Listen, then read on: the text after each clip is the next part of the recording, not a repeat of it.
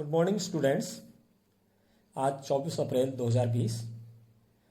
बच्चों को आपको सबसे पहले एक सूचना देना चाहता हूँ कि हमारी उत्तराखंड सरकार ने उत्तराखंड दूरदर्शन के साथ एक समझौता किया है।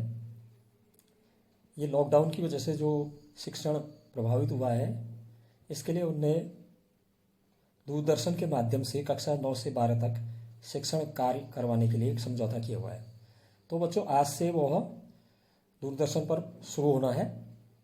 आज दोपहर 1 बजे से आप लोग अवश्य दोपहर 1 बजे से कक्षा 9 से 12 तक के बच्चे इसको जरूर देखें और इसका फ़ायदा उठाएं।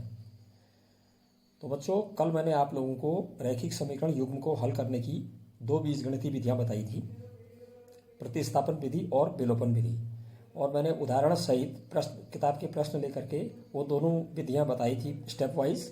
आज मैं अब तीसरी विधि पर जा रहा हूँ, बीजगुणन विधि, क्रॉस मल्टीप्लिकेशन मेथड। इस विधि से समीकरण युग्म को हल करने के लिए सबसे पहले हम अचर पदों को बाएं पक्ष में पक्षांतर कर लेते हैं और दाएं पक्ष में शून्य कर देते हैं। अगर पहले से शून्य है तो ठीक है, अगर नहीं है तो दाएं पक्ष में जो भी हमारे अचर पद होंगे उनको हम बाएं पक्ष में ले आएंगे और दाएं पक्ष को शून्य कर देंगे।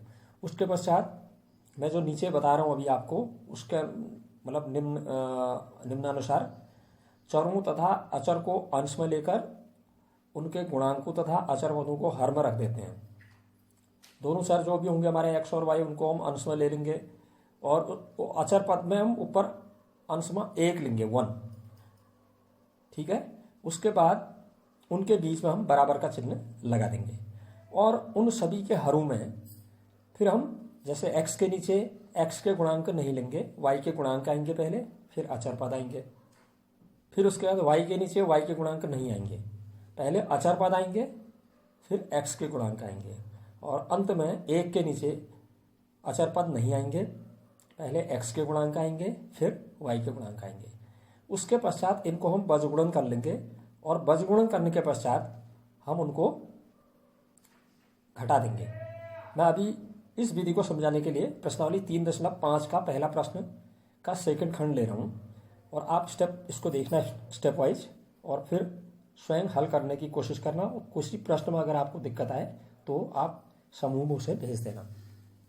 ये प्रश्न है, निम्न रैखिक समीकरणों के युग्मों में किसका अद्वितीय हल, कॉमा किसका कोई हल नहीं या अपरिमित रूप से अनेक हल हैं।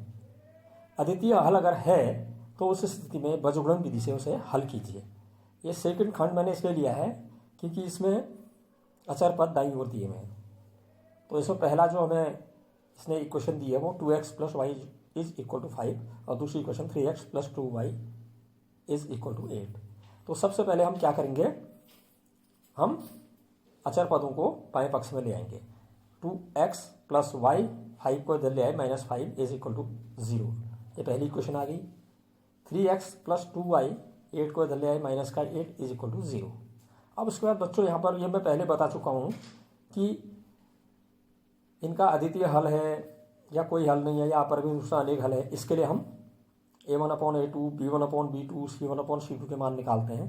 तो यहाँ पर आप ज्ञात कर लेंगे पहले, सबसे पहले तो यहाँ पर हमारा जो आ रहा है a1/a2 बराबर नहीं है b1/b2, अर्थात इस समीकरण युग्म का एक अद्वितीय हल है। ये पूरे स्टेप ये वाले मैंने नहीं लिखे हैं, ये मैं कल बता चुका हूँ।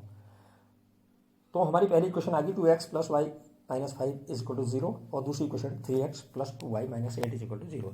तो अगले स्टेप में जा रहा हूँ। अगले स्टेप मैंने कहा था सबसे पहले हम चार पदों को लिख लेंगे, x के अपॉन, फिर = y का अपॉन लाइन खींच देंगे, = 1 का अपॉन। x के नीचे x के गुणांक नहीं आएंगे कहा मैंने, तो पहले हम y के गुणांक ले लेंगे। पहली इक्वेशन में y के आगे कुछ नहीं है, माने 1 है, 1 होगा तो 1 लिख दिया। दूसरी इक्वेशन y के आगे 2 है, 2 लिख दिया उसके नीचे। फिर अचर पद, पहले वाले का अचर पद पहली समीकरण में -5, दूसरी समीकरण में अचर पद -8, ये रख दिया हमने x के हर में।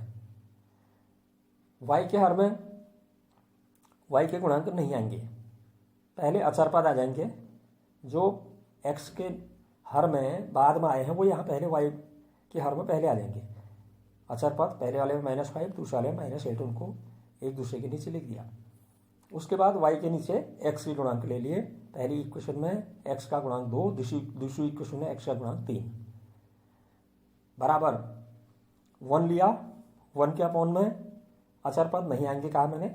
पहले y के हर में जो बाद में आए हैं वो पहले आ जाएंगे, मतलब x के गुणांक। पहली इक्वेशन का x का गुणांक 2, दूसरी इक्वेशन का x का गुणांक 3, एक दूसरे के नीचे आ गए। इसी तरह से y के गुणांक पहले वाली इक्वेशन में 1, दूसरी इक्वेशन में 2, ये एक दूसरे के नीचे आ गए। इस तरह से x के चर हर में समीकरणों के x गुणांक नहीं आएंगे और y चर के हर में y के गुणांक नहीं आएंगे और एक के नीचे हर में अचर पद नहीं। अब बच्चों, इस तरह से हमने x के अपॉन में, y के अपॉन में और 1 के अपॉन में जो हमने लगा दिए हैं इनके गुणांक, अब हम क्या करेंगे, इन हरों में बज्रगुणन करेंगे और बज्रगुणन का जो क्रम होगा एक समान होगा, बदलेंगे नहीं। फिर प्रत्येक हर के बज्रगुणन का अंतर ज्ञात कर लेंगे, मतलब बीच में उनके माइनस आ जाएगा। सबसे पहले मैंने x के नीचे लिया, देखिए 1 से -8 को मल्टीप्लाई किया है, फिर अंतर के लिए माइनस, फिर तिरछा गुणा 2 into -5 is equal to y upon y के नीचे -5 इंटू 3, वही क्रम रहा। फिर बीच में अंतर के लिए माइनस, फिर -8 इंटू 2 इज इक्वल टू 1 के अपॉन 2 इंटू 2 माइनस, अंतर के लिए माइनस आ गया बीच में, 3 इंटू 1।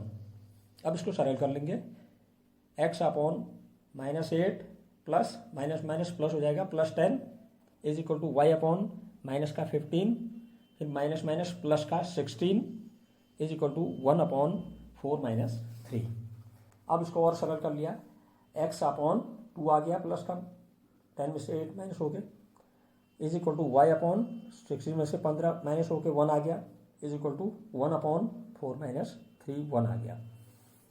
इस तरह से अब हम क्या करेंगे, x upon 2 is equal to y upon 1 is equal to 1 upon 1। इसका मतलब यह है कि x अपॉन 2 भी 1 अपॉन 1 के इक्वल है, y अपॉन 1 भी 1 अपॉन 1 के इक्वल है।